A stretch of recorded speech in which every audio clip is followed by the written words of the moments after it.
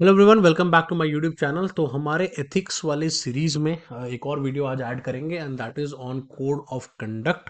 एक वीडियो मैंने पहले भी बनाई थी जहां मैंने आपको code of ethics versus code of conduct के ऊपर एक डिटेल्ड डिफरेंशिएशन वीडियो थी। वो मैं उसका लिंक डिस्क्रिप्शन में डाल दूंगा, लेकिन ये वीडियो बहुत डिटेल में हम जाके समझेंगे कि कोड ऑफ कंडक्ट एग्जैक्टली क्या होता है, कैसे बनाया जाता है, सब कुछ के बारे में बात करेंगे। और अगर आप मेरे सारे नोट्स, सारे पीडीएफ को डाउनलोड करना चाहते हो या उसको यूज़ करना चाहते हो तो उसका लिंक मैं डिस्क्रिप्शन में डाल रहा हूँ। आप मेरी मेंबरशिप के थ्रू वो ले सकते हो। तो let's begin this lecture and that is on code of conduct. तो इसमें क्या क्या चीज़ों के ऊपर हम बात करने वाले हैं वो सारी चीज़ों को यहाँ पे पहले बात करते हैं। सबसे पहले हम इसमें बात करेंगे that is on meaning and purpose of code of conduct. दूसरा, इसमें क्या क्या की एलिमेंट्स होते हैं उसकी बात करेंगे। Third, very important, is on common sections. जो कोड ऑफ कंडक्ट जब बनाया जाता है तो उसके जो कॉमन सेक्शंस क्या क्या होते हैं उनके बारे में यहाँ पे बात करेंगे। इसके अलावा जो हमारा नेक्स्ट इंपॉर्टेंट पॉइंट है दैट इज ऑन इसका इंपॉर्टेंस क्या है, कोड ऑफ कंडक्ट का क्यों बनाना चाहिए हमें। नेक्स्ट इज बेनिफिट्स और चैलेंजेस की बात करेंगे and last but not the least is कुछ एग्जांपल्स के साथ समझेंगे कोड ऑफ कंडक्ट होता क्या है। तो इन सब चीजों के बारे में इस लेक्चर में हम डिटेल में बात करने वाले हैं। Let's begin with the first thing and that is on the meaning and the purpose of code of conduct. अब सबसे पहले हम इसकी एक डेफिनेशन को समझने की कोशिश करते हैं कि कोड ऑफ कंडक्ट क्या होता है। तो code of conduct is a set of principles, values, standards और rules of behaviour that guide the decision, procedure and systems of an organisation. अब कोई भी ऑर्गेनाइजेशन जब बनती है ना, तो उसके कुछ प्रिंसिपल्स होते हैं, उनके कुछ वैल्यूज होते हैं, कुछ स्टैंडर्ड्स होते हैं, कुछ रूल्स होते हैं। कुछ इन चीज़ों को पहले सोचा जाता है, इनको लिखा भी जाता है इनफैक्ट जब ऑर्गेनाइजेशन को बनाया जाता है, ताकि आप जब भी कोई डिसीजन लो, जब भी कोई प्रोसीजर के बारे में सोचो, जब भी किसी सिस्टम के बारे में सोचो, तो आप कहीं ना कहीं अपने उन सारे प्रिंसिपल्स, वैल्यूज को ध्यान में रख के ही आप कोई डिसीजन लो, अदरवाइज आप वो डिसीजन नहीं लो। अब इसका जो मेन पर्पस होता है वो क्या होता है? इसका मेन पर्पस ये होता है कि आप कहीं ना कहीं वेलफेयर चाहते हो अपने सारे स्टेक होल्डर का, कि आपको उनका वेलफेयर का ध्यान रखना है। प्लस आप कहीं ना कहीं respect the rights of affected by it's operations. तो जब आप अपने जितने भी आपके स्टेक होल्डर्स हैं, जितने भी आपके शेयर होल्डर्स हैं, उन सब का ध्यान रखते हुए आप कोई भी डिसीजन लेते हो, और वो हमेशा कोड ऑफ कंडक्ट के विद इन ही होता है। तो अगर मैं सिंपल वन लाइन में इसको समझाने की कोशिश करूं, तो कोड ऑफ कंडक्ट आपको गाइड करता है कि आपको कौन सा डिसीजन लेना चाहिए, कौन सी चीजें इंप्लीमेंट करनी चाहिए और कौन सी चीजें हमें इंप्लीमेंट नहीं करनी चाहिए। तो ये उस चीज में हमारी मदद करता है। आगे बढ़ते हैं। अब इसके मेन पर्पस के ऊपर आते हैं कि भाई इसका मेन पर्पस क्या है। तो सबसे पहली चीज जो यहाँ समझने वाली है वो ये है कि it establishes the expectation of the for behaviour and provide guidelines for making ethical decision. जैसा मैंने आपको भी जस्ट बताया था कि एथिकल डिसीजंस लेने हैं हमें, राइट। ऑर्गेनाइजेशन को लंबा काम करना है, सस्टेनेबल बिजनेस बनाना है, तो दैट मीन्स आपको एथिकली चलना पड़ेगा, राइट। तो अगर आपको एथिकली डिसीजंस लेने हैं तो वहां पर कोड ऑफ कंडक्ट आपको बहुत अच्छी गाइडलाइन की तरह आपके लिए काम करता है कि मुझे ये काम करना चाहिए और ये काम नहीं करना चाहिए। तो जो चीज़ आपके कोड ऑफ कंडक्ट में होता है आप उसके फेवर में डिसीजन लेते हो, और जो चीज़ आपके कोड ऑफ कंडक्ट में नहीं होता है आप उसके फेवर में डिसीजन नहीं लेते। अब बात करते हैं कि इसके की एलिमेंट्स क्या क्या हैं। तो सबसे पहला जो की एलिमेंट है that is on ethical standards. Ethical standards का यहाँ पे क्या मतलब हुआ उसके बारे में बात करते हैं। Defines what is considered ethical behaviour within the organisation. अब ये बहुत इंपॉर्टेंट होता है क्योंकि हर ऑर्गेनाइजेशन के जो एथिकल स्टैंडर्ड्स होते हैं ना वो अलग अलग होते हैं। कुछ ऑर्गेनाइजेशन के लिए बिल्कुल ही जीरो टॉलरेंस पॉलिसी होता है कि वो कुछ भी गलत नहीं करना चाहते। ऑन द अदर साइड कुछ ऑर्गेनाइजेशन का एटीट्यूड होता है कि भाई कोई बात नहीं, चलने दो, अगर कुछ गलतियां छोटी मोटी हो भी जाती हैं तो चलने दो, कोई इतना फर्क नहीं पड़ता। तो कहीं ना कहीं कोड ऑफ कंडक्ट का जो सबसे पहला की एलिमेंट है वो है आपके एथिकल स्टैंडर्ड्स क्या है। क्या आप बिल्कुल ही ऐसी ऑर्गेनाइजेशन हो जो थोड़ा सा भी टॉलरेंस नहीं करेगी, या आप ऐसी ऑर्गेनाइजेशन हो या थोड़ा बहुत टॉलरेंस कर सकते with related to your all दो। तो एक अच्छी कंपनी वही होती है जो हमेशा जीरो टॉलरेंस पे काम करती है कि भाई हम एथिक्स के साथ कभी कॉम्प्रोमाइज नहीं करेंगे।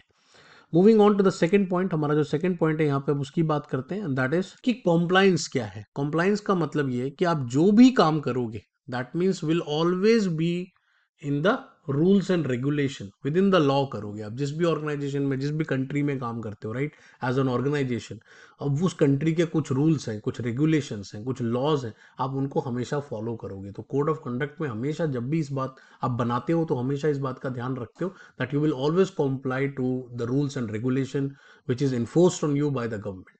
तीसरी चीज, respect and fairness, very important. अगर एक ऑर्गेनाइजेशन को ग्रो करना है तो वहां पे हमेशा लोगों को एक दूसरे के लिए रिस्पेक्ट होनी चाहिए। They should be fair and very important there should be inclusiveness. Inclusiveness का मतलब ये है कि आज के डेट में हर एक ऑर्गेनाइजेशन में डिफरेंट डिफरेंट तरह के लोग काम करते हैं, डिफरेंट डिफरेंट कल्चर के लोग काम करते हैं। तो हम सभी लोगों को इक्वली ट्रीट करते हैं, उनको फेयर ट्रीट करते हैं, उनको रिस्पेक्ट करते हैं, एक दूसरे के कल्चर को रिस्पेक्ट करते हैं, दैट इज कॉल्ड इंक्लूसिवनेस। तो इट इज़ वेरी इंपॉर्टेंट कि आप रिस्पेक्ट करें, आप फेयर रहें और आप इंक्लूसिव बने। Moving on to the next one and that is on accountability. Accountability का मतलब क्या है कि establish mechanism for accountability and consequences for violation. कि अगर कोई भी गलती हुई, अगर कुछ भी प्रॉब्लम आई, कुछ भी गलत हुआ, कुछ भी एथिकल स्टैंडर्ड्स के हिसाब से नहीं हुआ, तो कौन अकाउंटेबल होगा, इसको सेटअप करना बहुत जरूरी है। उसका मैकेनिज्म आपको बनाना होगा। सेकंड, कि कंसिक्वेंस क्या होंगे उसके। ठीक है, अगर किसी ने रूल तोड़ दिया, किसी ने कुछ गलत गलत कर दिया, तो उसके कंसिक्वेंसेस क्या होंगे, that has to be written in the code of conduct as well. Very important. अब बात करते हैं हमारे लिए तीसरी इंपॉर्टेंट चीज, और जो कि मुझे लगता है काफी इंपॉर्टेंट है, एंड दैट इज ऑन कि कॉमन सेक्शंस क्या होते हैं कोड ऑफ कंडक्ट के। जब आप कोड ऑफ कंडक्ट को बनाते हो उसमें कॉमन सेक्शंस क्या क्या होते हैं। तो सबसे पहली चीज, इंट्रोडक्शन और पर्पस, कि कोड ऑफ कंडक्ट क्या है, क्यों बनाया जा रहा है, उसका क्या इंपॉर्टेंस है और उसका क्या मेन ऑब्जेक्टिव है। That is always written in the code of conduct. Second important चीज जो यहाँ पे इंपॉर्टेंट होती है, that is scope and applicability. पहला, कि कोड ऑफ कंडक्ट किन किन लोगों पर अप्लाई होगा। क्या ये एम्प्लॉयज पे अप्लाई होगा, क्या ये कॉन्ट्रैक्टर्स पे अप्लाई होगा, क्या ये वेंडर्स पे अप्लाई होगा, ये किन किन लोगों पर अप्लाई होगा, वो भी यहाँ पर आपको बताना पड़ता है। तीसरी चीज जो आपको बतानी पड़ती है, that is on core values. Core values का मतलब क्या है, the fundamental values of organisation क्या होंगे। अब मेनली जो आप ज्यादातर ऑर्गेनाइजेशन में आप देखोगे वहां इंटीग्रिटी, ऑनेस्टी, विजन, रिस्पेक्ट, इन सब चीजों के बारे में बात की जाती है। ठीक है, कि आप फेयर रहोगे, आप रिस्पेक्ट करोगे, आप कहीं ना कहीं इंक्लूसिव बनोगे, ये सब कुछ आपके कोर वैल्यूज का पार्ट होता है जो कि आप लिखते हो into your code of conduct. Next important thing is behavioural expectation. Very very important, कि जिन भी लोगों पर अब ये अप्लाई होगा उनसे आप क्या एक्सपेक्ट करते हो इन टर्म्स ऑफ बिहेवियर। मतलब what they should do and what they should not be doing, what is acceptable and what is unacceptable. तो आप उसकी भी गाइडलाइन प्रोवाइड करते हो। ऐसे नहीं होता कि आप एक दिन उठ के बोल दोगे कि नहीं यार मैं तो ये एक्सपेक्ट ही नहीं करता आपसे। अब इसका कोई फायदा नहीं है। उससे बेटर आप उसको कोड ऑफ कंडक्ट में लिख के दो, ताकि भाई आप ये बिहेवियर एक्सपेक्ट करते हो और ये बिहेवियर बिल्कुल एक्सपेक्ट नहीं करते। कुछ और कॉमन सेक्शंस की बात करें तो नेक्स्ट हमारा हो गया compliance with rules and regulation. जैसा मैंने आपको पहले भी बताया कि जब भी आप कोड ऑफ कंडक्ट बनाते हो, इट्स वेरी इंपॉर्टेंट कि जो भी आपके लीगल ऑब्लिगेशंस हैं उसको आपको कवर करना है। जिस भी कंट्री में आप काम करते हो, जिस भी स्टेट में आप काम करते हो, वहां के जो लोकल रूल्स एंड रेगुलेशंस है, लॉज है, उनको आपको कहीं ना कहीं फॉलो करना है। Conflict of interest, guidance on identifying, disclosing and managing conflict of interest. अब कई बार कन्फ्लिक्ट ऑफ इंटरेस्ट हो जाता है। कन्फ्लिक्ट ऑफ इंटरेस्ट ये होता है कि भाई लेट्स से किसी ने अपनी पोजीशन का गलत इस्तेमाल कर लिया, ठीक है, या किसी के पास कोई दो पोजीशंस हैं, राइट, और वो दोनों में कहीं ना कहीं रोल्स जो हैं वो कहीं ना कहीं एक दूसरे के साथ कन्फ्लिक्ट खाते हैं।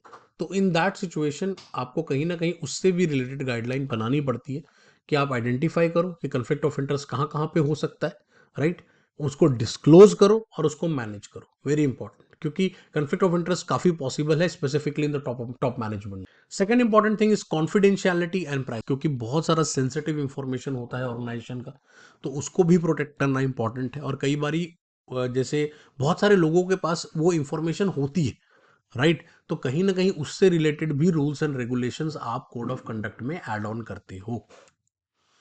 रिपोर्टिंग एंड विसल ब्लोइंग, अब कई बारी क्या होता है कि मान लीजिए ऑर्गेनाइजेशन में कुछ गलत हुआ और किसी एम्प्लॉय ने जाके उसके बारे में आपको बताया या जाके मीडिया को बताया, तो आप उन लोगों को कैसे प्रोटेक्ट करोगे, उन लोगों को कैसे सजा दोगे जिन्होंने कुछ गलत किया है, राइट। तो रिपोर्ट करने का भी एक प्रोसेस होना चाहिए कि जो पर्सन को अगर पता चल जाए कि भाई मुझे कुछ पता चल जाए कि हाँ भाई यहाँ पे ये चीज़ गलत हो रही है, तो मेरी कॉन्फिडेंशियलिटी भी मैटर करती है, राइट? अगर मेरे बारे में लोगों को पता चल जाएगा कल को कि किसी ने भाई बताया था, तो ऑब्वियसली मेरे ऊपर खतरा बन जाता है, राइट? मेरे लिए वो डेंजर है। तो उस चीज़ से कहीं ना कहीं बचाना ऑर्गेनाइजेशन का काम है, ताकि उन्हें वो गलत चीज़ क्या हो रही है वो भी पता चले, एट द सेम टाइम जिसने वो इंफॉर्मेशन या वो न्यूज़ ब्रेकआउट की उसको भी प्रोटेक्ट किया जाए, ताकि उसके साथ कुछ गलत ना हो। तो reporting and whistle blowing protection, that is also part of code of conduct and very very important as well. अब आगे बढ़ते हैं, इसमें हमारा जो नेक्स्ट इंपॉर्टेंट पॉइंट है, एंड दैट इज ऑन, अब जो नेक्स्ट इंपॉर्टेंट चीज है कि भाई कोड ऑफ कंडक्ट की इंपॉर्टेंस क्या है, इसका इसका फायदा क्या है। तो पहला कि अगर आप ये बनाते हो तो कहीं ना कहीं एथिकल बिहेवियर को आप प्रमोट करते हो, आप कहीं ना कहीं अपनी ऑर्गेनाइजेशन में लोगों को मोटिवेट करते हो कि भाई हमारे लिए मॉरली करेक्ट होना और लीगली करेक्ट होना दोनों इंपॉर्टेंट है। तो वो कहीं ना कहीं सारे इंप्लॉयज को मैसेज चला जाता है with code of conduct. Next, आपकी रेप्यूटेशन बहुत अच्छी बनती है जब आपको पता होता है कि भाई ये जो कंपनीज है, टाटा जैसे टाटा ग्रुप है, लोग टाटा ग्रुप को इतना क्यों मानते हैं, क्योंकि उन पर ट्रस्ट क्यों करते हैं, क्योंकि कहीं ना कहीं वो अपने एथिकल स्टैंडर्ड्स को लेकर, अपने कोड ऑफ कंडक्ट को फॉलो करने को लेकर बहुत सीरियस है। चाहे वो कस्टमर्स को लेकर हो, चाहे वो इन्वेस्टर्स को लेकर हो, चाहे वो एम्प्लॉयज को लेकर हो, चाहे वो कम्युनिटी को लेकर हो, बट वो कहीं ना कहीं उस चीज को फॉलो करते हैं, and that's why we trust those businesses जिन पर हमें भरोसा होता है कि भाई ये अपने एथिकल स्टैंडर्ड्स को फॉलो करते हैं।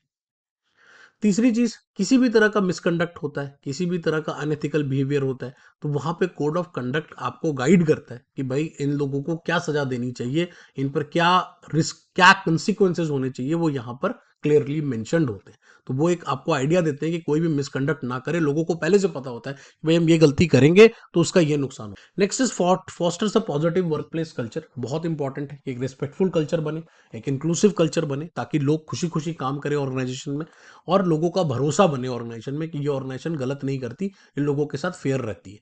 तो वो बहुत इंपॉर्टेंट है। एंड लास्ट वेरी इंपॉर्टेंट कि आपके किसी भी डिसीजन को लेने में, जैसा आपको याद है मैंने शुरू में डेफिनेशन में आपको बताया था कि कोई भी डिसीजन आप लोगे तो कोड ऑफ कंडक्ट आपको गाइड करेगा एज अ फ्रेमवर्क कि आपको वो काम करना चाहिए या वो काम नहीं करना चाहिए। तो that is the biggest benefit you have in the. अब इसके बेनिफिट्स की बात करें कि इससे क्या बेनिफिट होता है ऑर्गेनाइजेशन को, इसके बेनिफिट्स की बात करें कि इससे ऑर्गेनाइजेशन को एग्जैक्टली क्या बेनिफिट होता है, तो पहला तो आपके रिस्क को ये काफ़ी कम कर देता है। सिंस आप सारे रूल्स एंड रेगुलेशन को फॉलो कर रहे हो, लीगल लॉज को फॉलो कर रहे हो, तो in that cases any kind of financial penalty जो आपको लग सकती थी, कोई फाइन लग सकता था, तो वो आपका बच जाता है अगर आपने कोड ऑफ कंडक्ट को अच्छे से बनाया है। सेकेंड इंपॉर्टेंट थिंग कि ये आपके मोरल को बहुत बूस्ट करता है, क्योंकि आपको और एम्प्लॉयज़ को लगता है कि ऑर्गेनाइजेशन फेयर है, रिस्पेक्टफुल है, तो कहीं ना कहीं जो उनका मोरल होता है ऑर्गेनाइजेशन को लेकर, उनका जो भरोसा होता है वो काफ़ी स्ट्रांग रहता है ऑन ऑर्गेनाइजेशन। तीसरी चीज, काफी ट्रस्ट बनाती है टुवर्ड्स ऑर्गेनाइजेशन, चाहे वो कोई भी स्टेक होल्डर हो, चाहे गवर्नमेंट हो, चाहे वो आपका कोई कस्टमर हो, चाहे वो आपके वेंडर्स हो, सबका आपके ऊपर भरोसा बनता है, ट्रस्ट बनता है एक। Next is encourages the accountability, आपकी अकाउंटेबिलिटी को काफ़ी इनकरेज कर देती है, क्योंकि आपका कल्चर बहुत ट्रांसपेरेंट है, कहीं ना कहीं अनएथिकल बिहेवियर को लेकर बिल्कुल जीरो टॉलरेंस पे आप चलते हो, तो कहीं ना कहीं उस चीज़ की बहुत वैल्यू करती है ऑर्गेनाइजेशन के सारे स्टेक होल्डर्स को, कहीं ना कहीं वैल्यू करते हैं। अब इसके चैलेंजेस की अगर हम बात करें कि इसमें क्या क्या चैलेंजेस आते हैं, तो सबसे पहला चैलेंज ये होता है कि आपको इसको रेगुलरली अपडेट करना रहता है, क्योंकि हमेशा सोसाइटी की एक्सपेक्टेशंस बदलते रहते हैं, रूल्स एंड रेगुलेशंस बदलते रहते हैं। तो आप, ऐसा नहीं होता कि कोड ऑफ कंडक्ट को आप एक बार बना दो और उसके बाद आराम से रिलैक्स करो, दैट इज नॉट पॉसिबल। आपको कोड ऑफ कंडक्ट को रेगुलरली अपडेट करते रहना है, that is very very important.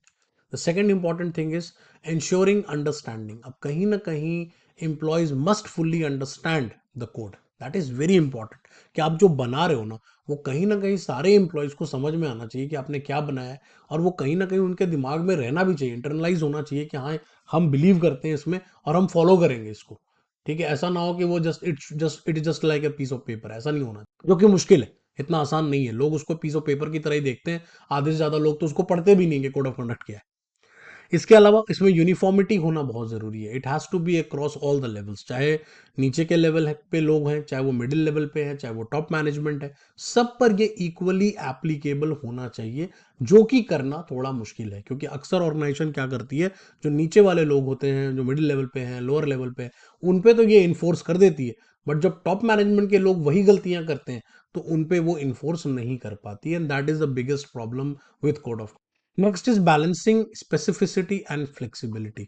अब इसमें सबसे बड़ा चैलेंज क्या होता है कि आपको अपनी गाइडलाइंस को स्ट्रिक्ट भी रखना है, मतलब स्पेसिफिक होके भी चलना है, eight the same time it should be flexible also, जो कि बहुत मुश्किल है कि आप एक टाइम पे रिजिड भी होना चाहते हो, कि कोड ऑफ कंडक्ट क्या है, एक रिजिडिटी देता है आपको कि भाई आप ये कर सकते हो, ये नहीं कर सकते, but at the same time आपको काफी सारी सिचुएशंस में ऐसे डिसीजन भी लेने पड़ते हैं जो कि शायद डायरेक्टली कोड ऑफ कंडक्ट से कंफ्लिक्ट में आते हैं।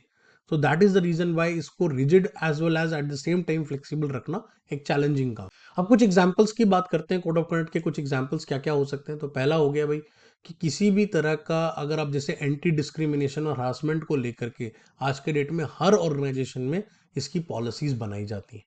ठीक है, किसी भी तरह का डिस्क्रिमिनेशन ना हो, रेसिज्म ना हो, हरासमेंट ना हो वर्क प्लेस में, ये डेफिनेटली हर कंपनी इसको बनाती है और इसको लेके बिल्कुल जीरो टॉलरेंस होता है कि कोई भी रेस को लेके, जेंडर को लेके, एज को लेके, सेक्सुअल ओरिएंटेशन को लेके, रिलीजन को लेकर कोई आपके साथ गलत करता है इस चीज को लेकर, तो कंपनीज इसको लेकर बिल्कुल जीरो टॉलरेंस फॉलो करती है। And that is one of the good examples of code of conduct. Another example एक और लेते हैं, जैसे हेल्थ एंड सेफ्टी को लेकर, it is also very important कि ऑर्गेनाइजेशन आज के डेट में प्रोटेक्टिव इक्विपमेंट्स आपको प्रोवाइड करती है into certain areas of work जहां आपको जरूरत है। वो इसका रीजन ये है, they want to provide you safe and working environment, ताकि लोगों को ऐसा लगना चाहिए that you care for people, right. That is वो आपका कहीं ना कहीं उनका राइट भी है। तो इट्स वेरी इंपॉर्टेंट कि अगर आप हेल्थ एंड सेफ्टी को लेकर के कोई भी गाइडलाइन बना रहे हो, तो इट्स वेरी इंपॉर्टेंट कि आप वो नेसेसरी चीज लोगों को प्रोवाइड करो जो उनके लिए जरूरत है और उसमें उनका नुकसान हो सकता है या उनके हेल्थ को लेकर हजार्ड हो सकता है। तीसरी चीज है कि अगर कंपनी को रिसोर्सेज को लेकर के काफी गाइडलाइंस बनाई जाती है कि कौन सी चीज आप यूज कर सकते हो, कौन सी नहीं कर सकते, कौन कितनी यूज कर सकते हो। फॉर एग्जाम्पल कंपनीज की व्हीकल्स अब काफी लोग को अलाउड नहीं होती कि आप नहीं यूज कर सकते, तो प्रोहिबिशन किया जाता है कि भाई आप इसको यूज ना करें, अवॉइड करें। ठीक है, तो इट इज़ वेरी इंपॉर्टेंट कि इस तरह के different different code of conduct को ऐड ऑन किया जाता है, बनाया जाता है, और ये काफ़ी कॉम्प्रिहेंसिव डॉक्यूमेंट होता है जिसको टाइम टू टाइम हम अपडेट करते रहते हैं ताकि लोगों का इसमें भरोसा बना रहे, कंपनीज इसको फॉलो करें और एथिकल डिसीजंस लें। तो thank you so much, I hope कि आपको ये लेक्चर अच्छा लगा हो, आपको सारा टॉपिक समझ में आ गया हो, कोड ऑफ कंडक्ट क्या होता है, कैसे काम करता है, कॉमन सेक्शंस क्या होते हैं, वो सारे मैंने यहाँ पे डिटेल में समझा दिए, राइट। इसके अलावा अगर आप कोई भी और टॉपिक पे वीडियो चाहते हैं तो प्लीज़ कमेंट सेक्शन में बताना। अगर आप मेरे नोट्स लेना चाहते हो तो मैं डिस्क्रिप्शन में लिंक डाल दूंगा, आप वहां से मेरे सारे नोट्स को एक्सेस कर सकते हो। आप मेरे टेलीग्राम चैनल पे भी ज्वाइन कर सकते हो जहां पर मैं सारे अपडेट्स प्रोवाइड करता रहता हूँ। थैंक यू सो मच, और अगले वीडियो में फिर मुलाकात होगी। Bye bye.